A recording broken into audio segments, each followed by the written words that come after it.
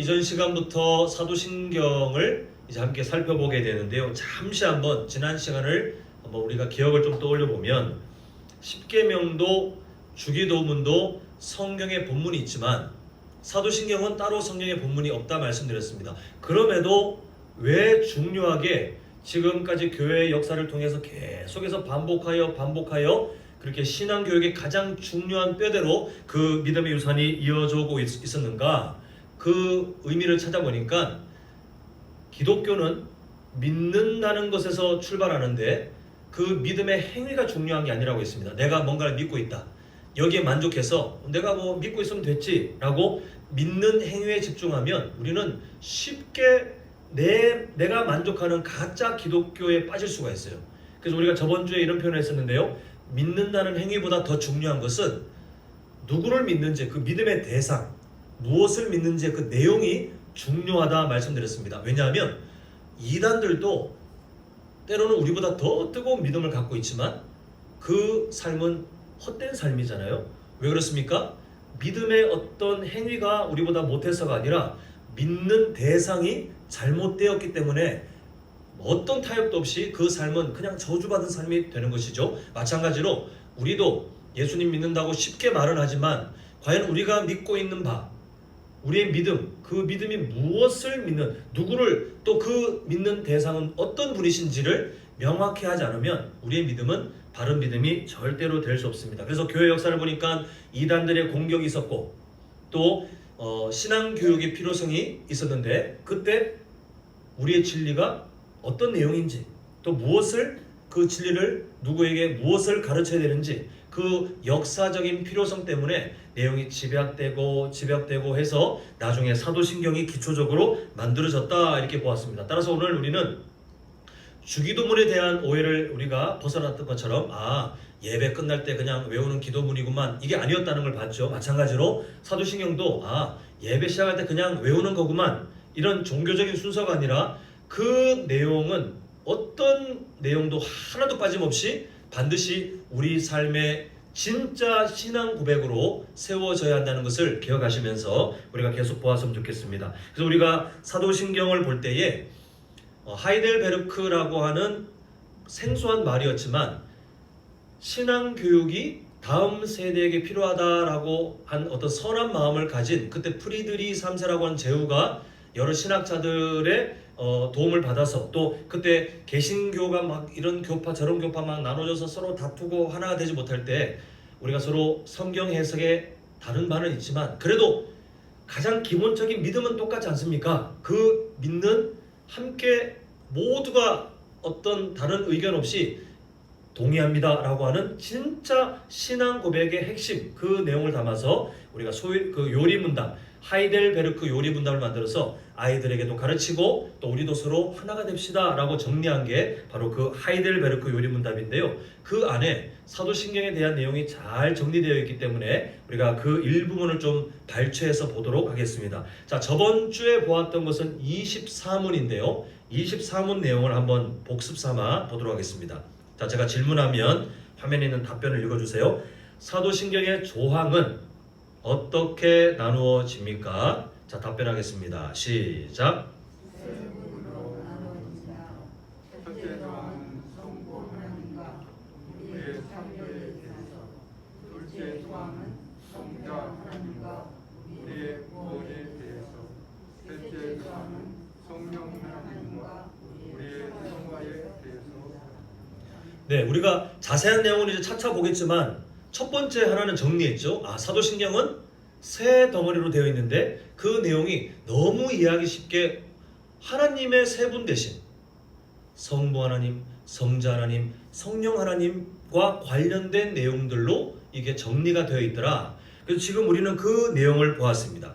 근데 오늘 살펴볼 25문은 이 세 분 대신 하나님에 대한 또 연결되는 내용인데요. 제가 25문의 문제를 읽으면 또 화면에 답변을 한번 읽어주시면 좋겠습니다. 오직 한 하나님이 계신데 왜 당신은 성부, 성자, 성령 하나님에 대해서 말합니까? 자, 답변을 읽겠습니다. 시작. 왜냐하면 하나님께서 자신을 내 말씀에서 그렇게 계시하셨기 때문입니다. 곧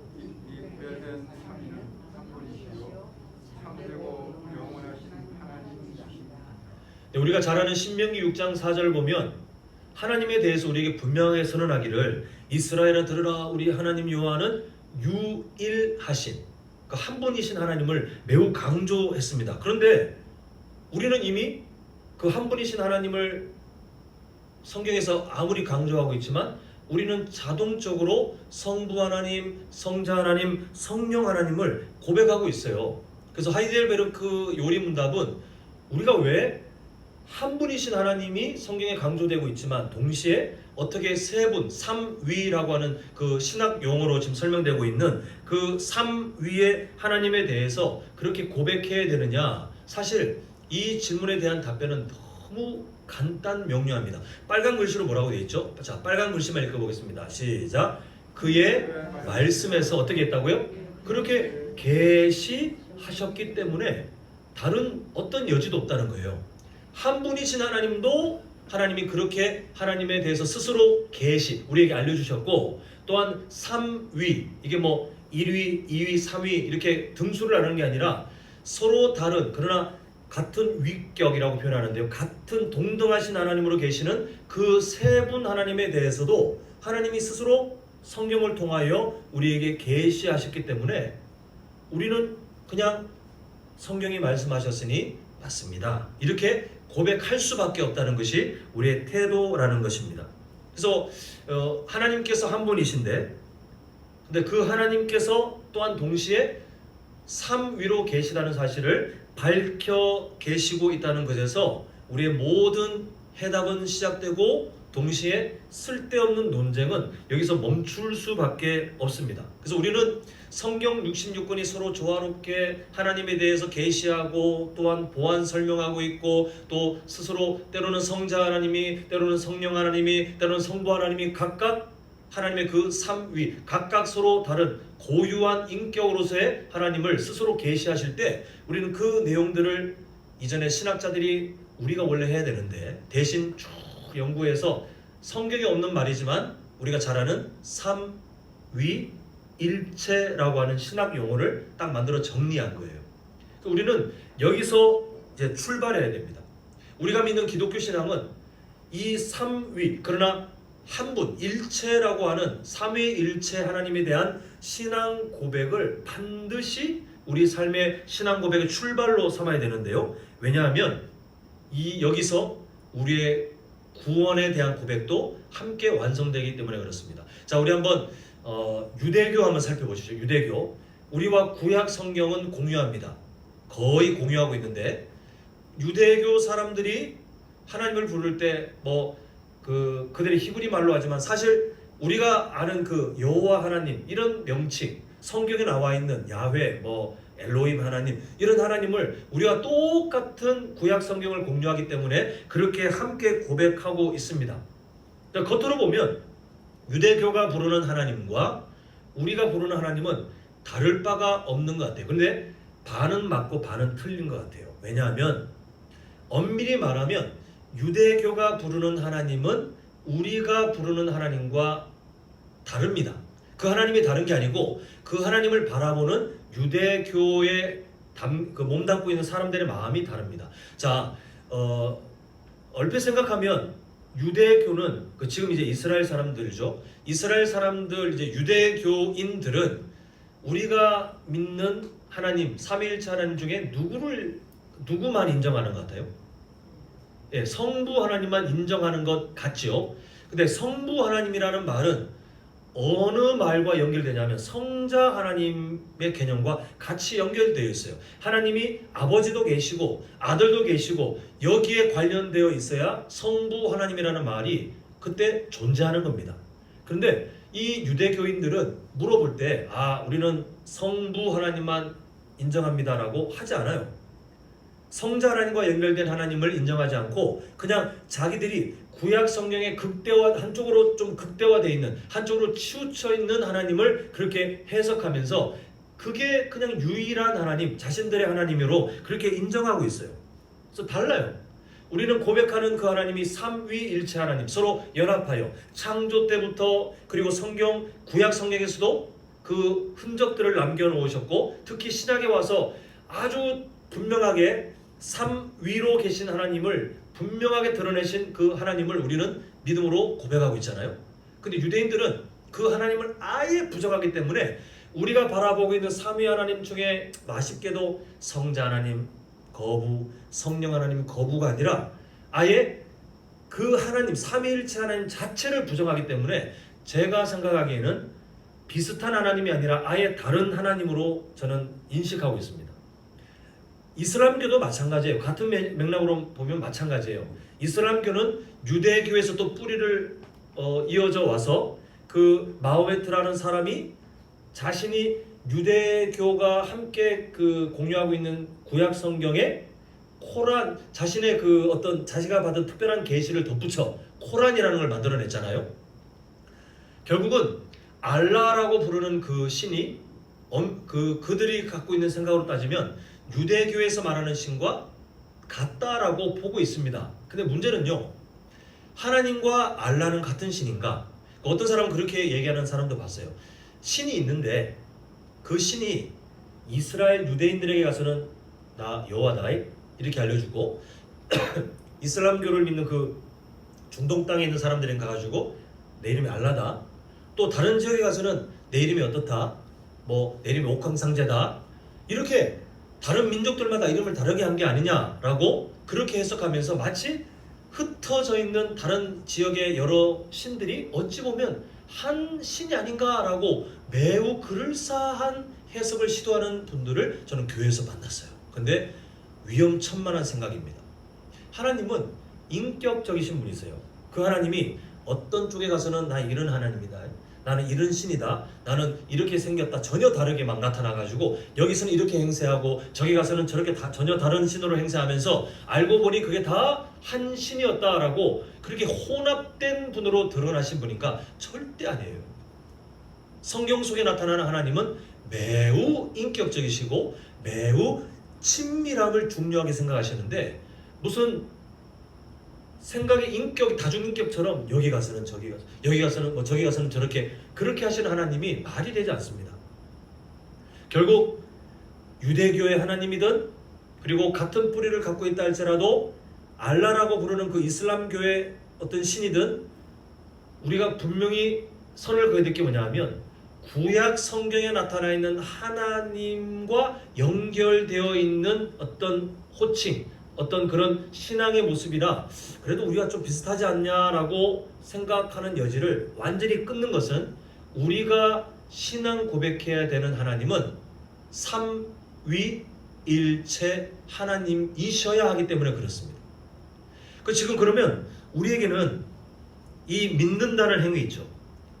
유대교도 하나님을 믿는 것 같고 이슬람교도 구약 성경에 있었던 그 하나님을 사실 믿는 거잖아요. 믿는다고 하는 것 같고 우리도 사실 구약 성경을 인정하니까 구약 성경의 하나님을 우리도 함께 믿는 것 같고 그 믿는다는 행위와 또 바라보는 대상도 비슷하다고 보면 이게 저거 같고 저게 이거 같고 하는 되게 친숙한 느낌이 들지만 절대 그렇지 않다는 겁니다. 왜냐하면 우리가 타협할 수 없고 포기할 수 없는 그 구원은 성부 하나님만 계신다고 되는 게 아니고 성자 예수님만 계신다고 되는 게 아니고 성령 하나님만 계신다고 되는 게 아니라 저번에 한번 말씀드렸지만 구원 사역은요 삼위일체 되신 하나님이 완벽하게 서로 연합하셔서 시간이 만들어지기 전인 영원 전부터 이미 그 구원 사역을 시작하셨고 그렇게 이뤄가셨고 또 그 일들을 우리에게 적용하셨기 때문에 우리는 지금 구원받았다라고 하는 정말 놀라운 기적의 그 고백들을 할 수 있게 되는 것입니다. 그런데 우리의 편의대로 삼위일체 하나님 일부분은 잘라내가지고 뭐 그 하나님은 없어도 되지 않을까? 아니면 그 하나님이 없어도 그래도 괜찮은 게 아닐까? 이렇게 두루뭉실하게 바라본다면 우리가 믿고 있는 구원의 그 능력도 사실은 다 없어지는 거예요. 구원은 우리가 감사하고 누리고 있는 그 구원은 삼위일체 하나님이 계셔야만 존재하는 것이기 때문에 삼위일체 되는 하나님 그 어떤 분을 우리가 건드리거나 빼는 순간 우리가 믿는 우리가 그리고 누리고 있다는 그 구원은 일순간 가짜가 되는 그래서 매우 중요한 문제가 되는 것을 이 시간 우리가 기억했으면 좋겠습니다. 자 그런데 여기서 의문이 하나 생겨요. 그러면 하나님께서는 굳이 왜 구약에서는 유일하신 하나님으로만 보이는 듯 그렇게 그 하나님만 하나 한 분이신 하나님만 막 강조하시고 신약 시대에 와서 그때 드디어 성자 예수님도 계시하시고 성령 하나님도 계시하시면서 나중에 가서 왜 나중에 가서 삼위 그 일체 되신 하나님을 그렇게 설명하고 계시는가? 혼선이 있도록 차라리 창세기부터 나는 성부 하나님이요 성자 하나님이요 성령 하나님으로 이루어져 있는데 그러나 본체는 하나다. 창세기 1장에 그냥 이렇게 짠 선언하고 성경 곳곳에 계속해서 반복하면 어려움이 없지 않을까요? 혼선이 없지 않을까요? 근데 왜 하나님께서는 굳이 구약 66권 안에서는 삼위일체 하나님을 매우 흐릿하게 드러내시고 오히려 한 분이신 하나님만 막 강조하고 계시는가? 이유가 있어요. 하나님께서 갖고 계신 배려의 방향인데요. 하나님께서는 인간의 연약함을 아시는 것 같습니다. 우리 한번 어떤 입장인지를 한번 상상해 보면 충분히 이해가 되는데요. 하나님께서 아브라함에게 나타나셔서 자, 내가 너를 통해 민족을 만들 거고 너를 통해서 열방이 나에게로 돌아오게 하는 그 복을 내가 이룰 거야. 이제 훗날 예수 그리스도의 십자가 사랑을 통해서 완성될 그 사랑을 이스라엘이 하나님 앞에 제사장 나라로 그렇게 살아가게 될 사명을 하나님이 미리 선언하셨잖아요. 그 결국 아브라함은 자신을 드러내신 하나님을 직접 만나면서 하나님의 계시, 스스로를 드러내신 하나님을 만나면서 하나님이라는 존재를 이제 알고 따라가면서 드디어 믿게 돼요. 근데 문제는 그 아브라함이 살던 시대가 어떤 시대냐면 다신론. 다신론이 그냥 팽배했던 시대예요. 이 다신론이 뭐냐면 이 신도 존재하고 저 신도 존재하고 그 여러 신들을 내가 한 신만 섬겨도 되고 아니면 그 신들 중에 좀 애매하면 여러 신들을 내가 다 섬길 수도 있고 그런 시대예요. 아브라함이 살았던 시대가 바로 그러합니다. 그 지역이 그래요. 그냥 그게 일반적이에요. 일반적. 그래서 우리는 아브라함 하면 태어날 때부터 예수님 믿고 우리식으로 말하면 태어날 때부터 예수님 믿는 가정에서 태어나가지고 예수님 잘 믿는 사람으로 살아온 것 같지만 하나님이 만나주시는 아브라함은 다신론 중에 우상 숭배를 했던 사람이에요. 그 전에 어떤 하나님과의 접촉이 없었던 사람입니다. 그 이미 아브라함에게는 다신 사상이 그냥 일반적인 너무나도 평범한 일이었어요. 근데 하나님이 나타나셔가지고 내가 이제 성부 하나님이고 성자 하나님이고 성령 하나님으로 있는데 본체는 하나야 라고 가르칠 때 지금 우리는 성경 66권에 있는 그 놀라운 진리들을 다 합쳐도 우리의 인간의 이해력의 한계 때문에 어떻게 삼위 서로 다른 하나님이 계시면서 어떻게 한 분이시지? 이해가 안 되지 않습니까? 저는 목사인데도 아직도 이해가 안 돼요. 근데 지금 신약의 그 놀라운 하나님의 신비로 드러날 그 하나님의 역사하심을 성경으로 경험도 못할 아브라함이 갑자기 하나님이 나타나가지고 나는 삼위로 존재하는데 한 분이야 이렇게 말하면 자기가 갖고 있는 그 시대의 익숙한 사상을 통해 어떻게 바라보냐 하면 어떻게 바라볼 위험이 있냐면요. 하나님이란 분이 나에게 나타났는데 그분은 아버지도 있고 아들도 있고 영혼도 있고 근데 다 서로 세 분이 다신 사상에 입각해서 세 분이 그냥 같이 있는 거구만. 나는 세 분의 신을 섬기면 되는 거구만. 이렇게 오해할 여지가 너무 심각한 세상이었어요. 하나님은 아브라함한테 그래서 끊임없이 한 분이신 하나님, 다신 사상이 팽배한 세상 가운데 하나님이 그걸 다 부정하시면서 다 가짜다. 다 가짜다. 마귀 장난이다. 오직 살아있는 진짜 신은 바로 나밖에 없다. 이걸 끊임없이 말씀하셨어요. 이스라엘 백성이 탄생된 다음에 출애굽하실 때 애굽이 어떤 나라였습니까? 400년이 그에 넘는 긴 시간 동안 이스라엘이 만난 애굽의 역사 똑같이 다신 사상이에요. 별놈의 신이 다 있어요. 강에도 신이 있고 달에도 신이 있고 태양에도 신이 있고 온갖 잡신들이 애굽 안에 그냥 그게 평범한 일상이었어요. 그렇게 400년이 넘는 시간 동안에 이스라엘 백성들 사상 속에 어떻게 익혀질까요? 신은 여러 신들이 존재하는구만. 하나님은 삶 위로 계신 하나님을 일부러 드러내지 않으셨어요. 더 강하게 아까 전에 말씀드린 신명기 6장 4절 말씀처럼 나는 유일한 하나님이야. 다른 그 어떤 신도 없어. 라고 하나님은 오해하지 않도록 본체 한 분이신 하나님을 일부러 강조하셨어요. 이스라엘이 가나안 땅에 들어가도 마찬가지예요. 가나안이 어떤 족속입니까? 이 신도 섬기고 저 신도 섬기고 온 잡신들을 섬기는 그런 민족들이 그 땅에 가득했을 때에 이스라엘 백성들이 그 땅을 정복했지만 여전히 이스라엘을 둘러싼 문화는 가나안 민족들이 섬겼던 그 잡신 문화가 여전히 남아있었어요. 그래서 하나님은 삶 위로 계신 하나님을 일부러 드러내지 않으십니다. 훗날 예수께서 이 땅에 오셔서 자신을 직접 드러내실 때에 그때 눈꺼풀처럼 눈을 이게 덮고 있는 꺼풀처럼 흐릿하게 하나님을 보고 있던 그 눈이 벗겨지며 사람들이 그때 드디어 삶 위로 계신 하나님을 직접 경험하고 깨달아 알 수 있도록 하나님이 눈높이 교육을 하시는 것을 보게 됩니다. 좋은 예가 바로 이 예수님의 제자들이에요. 예수님께서 이 땅에 직접 인간으로 성육신 하셨을 때에 저는 그 예수님을 알고 있는 사람들이 받았을 충격이 우리는 성경 읽으면서 잘 느껴지지 않을 것 같아요. 근데 얼마나 충격일까요? 진짜. 오늘 이 자리에 계신 우리 성도들 중에 하나님께서 갑자기 누군가에 와서 내가 너를 구원자로 삼았다.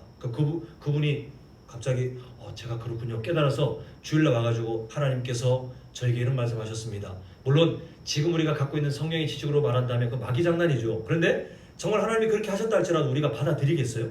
내가 알고 있는 정말 예전부터 봐왔고 그 사람이 나에게는 그냥 사람으로 인식되는데 갑자기 하나님이 나에게 이렇게 임했고 나는 이런 존재입니다. 나는 신이에요. 하나님의 아들이에요. 하나님의 딸이에요. 라고 하면 그게 과연 와 닿을까요? 유대인들이 그 시대 예수님이 오셨을 때 유대인들이 예수님을 볼 때 그냥 유대인 아저씨예요. 근데 놀라운 일이 일어납니다. 제자들이 예수님과 3년간 동고동락할 때에 예수님께서 나타내시는 말씀과 예수님의 성품과 예수님이 하시는 일들을 보면서 오래전부터 하나님은 유일한 하나님, 그냥 삼위일체 하나님을 상상도 하지 못하고 그냥 그렇게 살아왔었는데 예수님이 스스로 계속해서 나는 이런 하나님이야. 나는 하나님의 아들이야. 나는 이 일을 하기 위해서 와서라고 끊임없이 3년 동안 함께 하시면서 그를 드러낼 때 드디어 그 두꺼운 유대인의 사상이 깨어지는 역사가 나타나요. 자, 화면을 보시면요. 마태복음 16장 16절. 워낙 잘 아는 말씀이지만 이 말씀은 정말 놀라운 말씀이거든요. 함께 같이 읽어보겠습니다. 시작. 시몬 베드로가 대답하여 이르되 주는 그리스도시요 살아계신 하나님의 아들이십니다. 자, 빨간 글씨 뭐라고 되어 있습니까? 하나님의 아들. 이게요, 유대인은 상상도 불가능해요. 상상도. 불가능 중에 불가능. 감히 누군가 나 이런 상상해봤는데 돌 맞아 죽는 거예요. 뼛속 깊이 유대인이었던 시몬 베드로가 예수님과 동고동락하다가 드디어 그 껍질이 깨어지고는 고백하기를 예수님 당신은 하나님의 아들이신 맞네요. 하나님과 똑같이 신이네요. 신. 이거를 정말 깨달았어요. 물론 이 한마디 했다고 해서 갑자기 베드로가 순식간에 완벽한 하나님의 자녀요 하나님의 의인으로 변화되어 예수님 잡혀갈 때 나도 십자가에 못 박아달라라고 당당하게 말할 만큼 믿음의 성숙을 이루는 동전 뒤집듯이 갑자기 다른 모습이 되었느냐? 아니잖아요. 그러나 이 고백은 정말 아름다운 고백이에요. 자, 하나님의 일하심을 보십시오. 하나님께서 갖고 계시는 그 세상을 바라보는 눈. 우리가 구약 이야기부터 제가 끊임없이 반복했던 이야기인데 창세기 3장부터 죄의 역사가 시작된 다음에 이 세상에 두 계열이 있다 했죠. 하나님을 인정하는 셋 계열과 하나님을 거부하는 무슨 계열이요? 가인 계열이.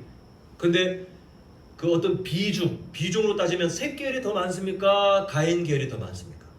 가인 계열이 압도적으로 많았어요. 압도적으로 많고 더 힘도 세고 더 찬란한 문화를 갖고 있었어요. 그러나 하나님은 자신이 있으셨어요. 나는 새끼를 통해 내가 세울 나라를 통해 이 죄로 가득한 세상 가운데 내 나라를 세우겠다. 내 백성들을 내가 만들겠다. 돌아오게 하겠다. 하나님의 꿈이 있었어요. 자, 그러면 하나님께서 바라보시는 세상 모두가 하나님을 신으로 인정하지 않는데 그 셋 계열 아주 그냥 실보다 더 가는 그 명맥을 이어가는 셋 계열 중에 아브라함 한 사람을 불렀을 때에 아브라함조차도 우상 숭배가 익숙한 사람이었어요. 근데 하나님이 끊임없이 만나면서 드디어 아브라함이 나중에 어떤 사람을 인정받습니까? 믿음의 사람이에요. 누구에 대한요? 하나님에 대한. 다른 신들 다 내버리고 이제 그동안 쫓아왔던 우상 숭배 다 끊고 하나님 당신만이 유일한 하나님 맞습니다. 저 그 하나님 믿어요 라고 하는 믿음의 사람이 될 정도로 하나님께서 아브라함을 세우셨어요. 드디어 모두가 하나님을 무시할 때 하나님 당신은 나의 하나님이십니다 라고 외치는 사람이 등장한 거예요. 아브라함. 그리고 그 후손들을 통해 조금씩 창세기 12장부터 창세기 50장까지 제가 지금 조금씩을 계속 말하고 싶어요. 그 정도로 더디게 조금씩 너무 더디게 나오지만 그러나 하나님을 하나님으로 믿는 사람들이 조금씩 부족하지만 그래도 조금씩 다 서툴지만 그래도 조금씩 나온 다음에 70명이 하나님의 은혜로 애굽 땅에 정착한 다음에 하나님은 그 과정을 생략했지만 순식간에 민족이 되도록 하셨어요. 그러나 그 히브리 민족이 우상 숭배가 가득한 그 애굽 땅에서 그냥 우리는 노예야. 우리는 그냥 바로의 신, 태양의 아들인 바로를 나의 신으로 섬기면서 애굽의 문화에 맞춰서 살면 그래도 먹고 사는 건 문제가 없네. 이렇게 자신의 정체성을 잃어버리고 살 때 하나님이 임재하셔서 그들을 구출해 두신 다음에 신의 산에서 뭐라고 언약을 맺으세요? 나는 너희들의 하나님이 되고 너희들은 나의 백성이 되고 드디어 하나님이 꿈꾸셨던 하나님의 나라를 선언하시면서 그 민족이 아직도 부족하지만 그 민족이 하나님을 향하여 하나님이라고 신앙 고백을 하는 사람들로 살아가게 되었어요. 예전에 아브라함이 한 명 하나님 했던 그 첫 모습에 비해서 하나님이 점점 이를 키우고 계셨지만 그러나 우리는 구약 성경의 내용을 알잖아요. 그 하나님을 향해서 너무 믿음이 더뎌서 하나님은 삼위일체 되는 하나님을 계시하고 싶으셨지만 보여줄 수가 없는 거예요. 가르칠 수가 없는 거예요. 가르쳐봤자 다시 노로 빠질까봐 가르칠 수가 없었어요. 그러나 예수님께서 당신이 직접 나 하나님의 아들이다. 내가 바로 성자 하나님이다 라고 계시할 때에 그 부족한 유대교 하나님의 마음을 잃어버린 그 유대교의 역사 가운데 한 명이 마치 응애하고 생명이 없던 땅에 생명이 쫙 탄생하는 것처럼 시몬 베드로가 대답하기를 화면에 보고 계시는 것처럼 주는 그리스도시요 살아계신 하나님의 아들이십니다라는 그 고백을 인류 최초로 하게 된 거예요. 최초로. 훗날 이 고백에 제자들이 동참하잖아요. 사도들이 되어서 복음을 전하잖아요. 그리고 예루살렘 땅에 여전히 유대인이지만 여전히 하나님을 한 분 그냥 유일한 하나님 이렇게 믿고 좁게 믿고 있던 사람들이 베드로가 경험한 것처럼 직접 예수님을 만난 건 아니지만 성령께서 임재하셔서 그 마음을 바꾸시니 그렇게 함께 유대교의 껍질을 뚫고 일어나서 예수님이 하나님의 아들이시군요라고 하는 말도 안 되는 엄청난 기적의 고백을 이루는 사람들이 늘어나더니 예루살렘 교회가 되었어요. 핍박 중에 흩어지며 사마리아 땅에 또 그렇게 고백하는 예수 그리스도께서 하나님의 아들이십니다라고 고백하는 사람들이 생겨났어요. 이방 땅에 생겨났어요. 그렇게 점점 퍼지더니 지금 여수 땅에 살고 있는 우리 성도님들이 유일하신 하나님만 믿는 게 아니라 성부 하나님이요 성자 하나님이요 성령 하나님 그러나 그분은 한 분이십니다라고 하는 그 삼위일체 신앙 고백에 동참하고 있는 그 흐름들, 이게 하나님께서 꿈꾸셨던 일이에요. 삼위일체 되신 하나님을 진짜 믿고 살아가기를, 그렇게 고백하고 살아가기를, 그렇게 구원을 이루셨던 삼위일체 하나님을 신앙의 고백으로 그렇게 살아가기를 바라셨던 분이 바로 하나님의 그 오랜 꿈이에요. 그러다 보니 구약 성경에는 시대적 상황 때문에 눈높이 교육으로 유일하신 하나님만 강조하여 교육하셨다면 신약시대에 와서는 너무나도 많은 성경의 증거들을 통해서 삼위 하나님이 따로 존재하시나 그러나 한 분으로 함께 연합하여 계시다는 사실을 우리에게 증거로 알려주고 계십니다. 자, 우리 몇 군데 증거 중에 좀 중요한 말씀들을 좀 보고자 하는데요. 요한계시록 4장 11절을 보시면 모든 천사와 교회들이 하나님을 찬양한다. 하나님, 우리 주 하나님이여 성부 하나님을 막 찬양하는 그 모습이 있어요. 주께서 만물을 지으신지라. 그런데 5장 12절 한번 이어서 보겠습니다. 5장 12절 보시면 큰 음성으로 가는데 죽임을 당하신 누가 등장하죠? 어린 양이 우리가 잘 아는 상식적으로 삼위 하나님 중에 누구십니까? 예, 십자가에 달리셨던 예수 그리스도예요. 뭐 하나님이 성령님도 되고 뭐 성자 예수님도 되고 대충 되는 거 아닙니까? 이거는 양태론이라고 이단이에요. 이단. 분명히 서로 다른 위격, 서로 다른 하나님이 사역들도 서로 다르게 하셨는데 그 어린 양, 예수님의 그 십자가 사랑을 기억하며 어린 양으로 등장하신 성자 하나님도 동일하게 찬양의 대상으로 삼고 있는 것을 보게 됩니다. 자, 이제 한 절 뒤에 있는 5장 13절 같이 한번 읽어보도록 하겠습니다. 시작. 내가 또 들으니 하늘이와 땅이요 바다요 바다요 또 그 가운데 모든 만물이 가로되 보좌에 앉으신 어린 양이 찬송과 존귀와 영광과 능력을 세세토록 올릴지어다. 자, 지금 우리가 보고 있는 본문에서는 성령 하나님께서 마치 안 계신 것처럼 보이지만 지금 그게 아닌 걸 아시죠? 지금 찬양의 대상 가운데 지금 오늘 본문에서 다뤄지는 내용 한에서는 성부 하나님과 성자 하나님이 함께 찬양의 대상으로, 이제 그게 핵심이에요. 동등하시구나. 마호멧 같은 이슬람은 예수님을 그냥 어떤 대단한 선지자 정도로 생각하는데 그게 아니잖아요. 하나님이에요. 하나님. 스스로 그렇게 계시하신 것처럼 그 뼛속 깊이 유대인이었던 베드로조차도 그 유대교의 껍질이 깨어질 정도로, 그리고 나머지 유대인들도 그 오랜 껍질이 깨어져서 예수님 진짜 하나님의 아들 맞네, 괜찮은 선지자냐가 아니라 정말 하나님의 아들이 맞네 라고 믿음의 고백을 할 정도로 성부 하나님과 성자 하나님과 성령 하나님은 동등하신, 그러나 한 분 하나님으로 성경은 우리에게 계속해서 알려주고 계세요. 이 믿음을 우리는 사도신경을 통해서 매번마다 확인하고 선포하는 것이 바로 기독교의 가장 기본된 그런 모습입니다. 자, 우리는 절대로 하나님께서 우리에게 가르치시는 삼위일체 하나님의 신비를 바라볼 때에 아까 우리가 답에서 보았죠. 하나님께서 그 말씀을 통하여 그렇게 계시하셨기 때문에 그냥 그렇게 받아들이는 거예요. 이 세상에 서로 다른 위격으로 계신 동등하신 그분이 사실은 나눠서 그냥 팔짱 끼고 우리끼리 연합했다, 팔짱 끼고 세 분이 그냥 함께 걸어가고 있는 모습이 아니라 한 분이라고 하는 그 개념을 우리는 정말 이해를 할 수 없을 겁니다. 인간의 이성을 뛰어넘는 범위예요.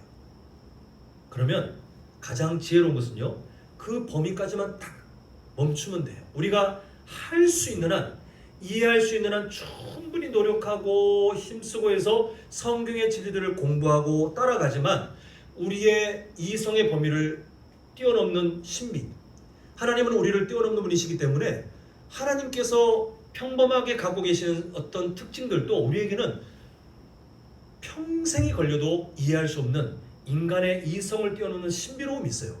삼위일체도 마찬가지예요. 세 분인데 한 분이다, 한 분인데 세 분이다. 이거는 어떻게 해석해도 해석이 될 수 없어요. 그래서 아까 25분의 답변처럼 우리는 그저 계시하셨기 때문에 그냥 그렇게 받아들이는 거예요. 자, 화면을 보시면 이런 고백을 좀 했으면 좋겠습니다. 자, 한번 읽어볼까요? 내용을 잘 보시면서 읽겠습니다. 시작. 하나님의 말씀이 다 이해되지는 않지만 그럼에도 하나님의 말씀이 진짜임을 믿습니다. 왜 진짜임을 믿어요? 사람은 내가 이해가 되기 때문에 믿는다라고 생각되지만 사실 그렇진 않거든요. 사람의 믿음은 이해를 뛰어넘어요. 어떤 쪽을 말씀드리고 싶지 않지만 정치의 열광하는, 극단으로 열광하는 사람들 보면요, 이해가 안 돼요. 이해가. 어떻게 그렇게 생각하지? 이런 것들을 보고도 어떻게 그렇게 생각하지? 왜냐하면 믿음은요, 이해를 뛰어넘어요.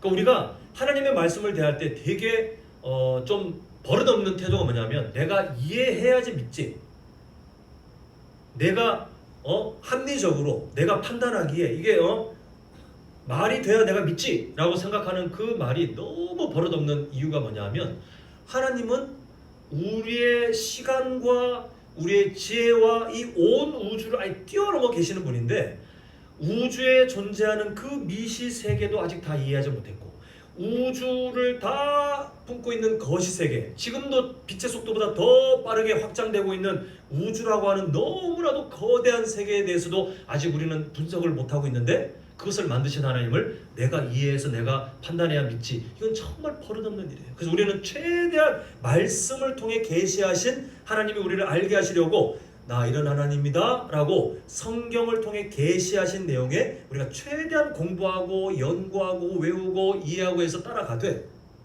하나님의 신비로운 영역에 들어가는 순간 이해가 안 된다면 그냥 딱 멈추는 거예요. 멈추고 화면에 있는 것처럼, 하나님, 제가 연약해서 하나님 말씀이 다 이해되지 않지만, 그러나 하나님이 하신 말씀이기 때문에 진짜라는 사실을 믿습니다.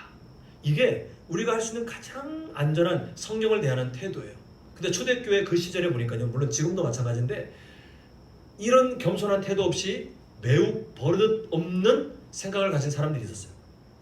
삼위일체 하나님과 한 분이신 하나님이 분명히 성경 곳곳에 나와 있는데 이게 매치가 안 되거든요, 인간의 이해로는. 그러니까 자기들 마음대로 어거지로 해석해가지고 삼위일체 하나님이 사실은 한 분인데 서로 변신을 하는 거다. 제가 지금 강단에 서 있으면 저의 직함을 뭐라고 부르시죠? 목사라고 부르죠. 제가 가족에게 돌아가면 제 아내에게는 남편이고 제 딸에게는 아버지, 이게 삼위일체 하나님이다 라고 설명하는 분들이 있지만, 이거는 양태론이에요. 저는 그래봐야 하나예요. 제가 서로 다른 위격으로 존재해가지고 동시에 여기서 설교하고 있지만 동시에 가족들에게는 남편으로, 동시에 또 딸에게는 아빠로 존재합니까? 그런 일은 없어요. 그냥 제가 서로 다른 모습으로 변화되는데, 이게 양태론의 이단의 모습이에요. 또 어떤 사람들은 이게 이해가 안 되니까 성자 예수님의 그 신성을 없애요. 어떻게 하나님이 사람이냐? 하나님이 아니라 그냥 괜찮은 사람. 아니면 또 어떤 사람들은 그걸 반대로 또 해가지고, 야, 어떻게 신이 사람이 될 수 있겠냐? 사람인 척 했겠지. 별 시도들이 다 있었어요. 그럴싸한 거짓말 만들어가지고 또 다른 사람들에게 가르칩니다. 그게 이단들이 초대교회를 미혹했던 방법이에요. 지금도 마찬가지 아닙니까? 신천지가 왜 여러 사람들을 미혹합니까? 그 사람들도 문제지만 저는 한국교회의 책임이 크다고 생각합니다. 신앙교육을 너무 안 했어요. 너무 안 했어요. 그저 교회 다니면 다 된 것처럼 말씀에 있는 진리들을 분명하게 공부하지 않고 배우지 않고 그냥 대충 하다가 그 애매한, 그리고 알고자 하는 그 애매한 목마름에 대해서 신천지가 딱 나타나가지고 이런 진리예요 사실은 라고 거짓되는 해석을 할 때, 그때 빠졌던 사람들이 하는 동일한 고백이 뭡니까? 명쾌, 그동안 답답했던 마음이 다 풀렸다고 합니다. 사랑하는 성도 여러분, 우리가 하나님의 신비를 이해하는 데 있어서 결국은 이해하지 못하는 선이 있기 때문에 나머지는 아무리 애를 써도 넘어가지 못하는 답답함이 존재합니다. 그런데 그 외에 성경 66권이 우리에게 하나님이 어떤 분인지 이미 너무 충분하게, 아니 오히려 양이 많아서 이걸 정리해서 우리가 접근해야 될 정도로 양이 풍성하도록 우리에게 설명하셨는데, 그냥 교회 다니면 충분하지, 그냥 뭐 열심히 믿으면 되지, 이렇게 애매하게 신앙생활하는 한국교회 역사가 진행되는 동안에 온갖 이단들이 등장하고, 그 이단들이 교회를 어지럽혀도 다 방어하지 못하고 넘어가고, 이게 지금 현 시대의 아픈 상황이에요. 저는 성도님들께서 사도신경을 마주하는 성도님들의 마음을 다시 한번 좀 분명히 하셨으면 좋겠어요. 믿음은 믿음의 행위가 중요한 게 아니라 믿는 대상이 중요하다고 했습니다. 무엇을 믿느냐? 우리가 믿습니다. 제가 저번 시간에 그런 비유했죠. 한국의 드라마나 영화가 기독교를 이렇게 어떤 기독교 흉내를 낼 때 믿습니다, 믿습니까? 믿습니다 하면 우리가 사실 그 말을 많이 하지만 무엇을 믿는지에 대해서 너무 우리가 두루뭉실하다면 우리는 사실 부끄러운 기독교인이 되어야 돼요. 우리가 정말 믿는 바가 맞다면 할 수 있는 한 분명히 믿으십시오.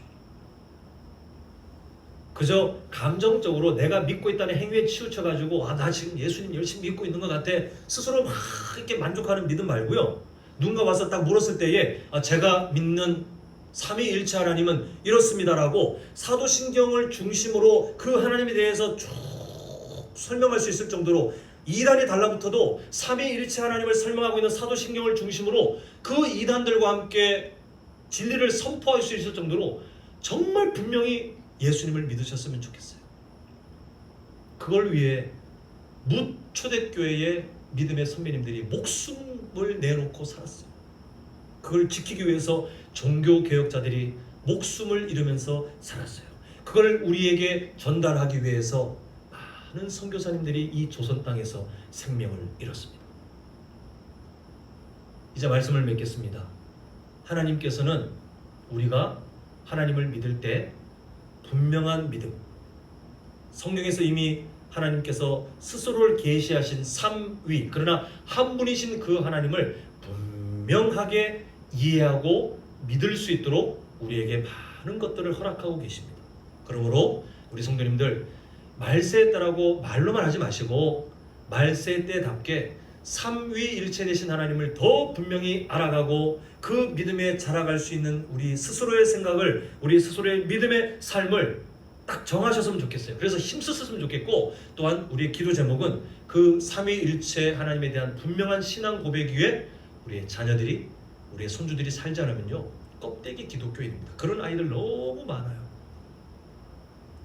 우리 아이들 교회 다닌다고 자만하지 마시고 그 아이들을 위해서 할 수 있는 것은 눈물로 기도하는 것밖에 없어요. 근데 그 기도의 방향은 삼위일체 되신, 사도신경에 드러나고 계시는 삼위일체 되신 하나님에 대한 분명한 믿음과 그 분명한 이해를 가지고 하나님 우리 아들과 딸이, 하나님 우리의 손주들이 살게 하여 주시옵소서라고 늘 기도하시는 그런 사명자가 되셔서 우리뿐만 아니라 우리의 가정이, 또 우리 앞으로의 가문이 삼위일체 되신 하나님 앞에 흔들림 없는 분명한 믿음으로 살아가는 영적 승리자가 될 수 있기를 간절히 소망합니다.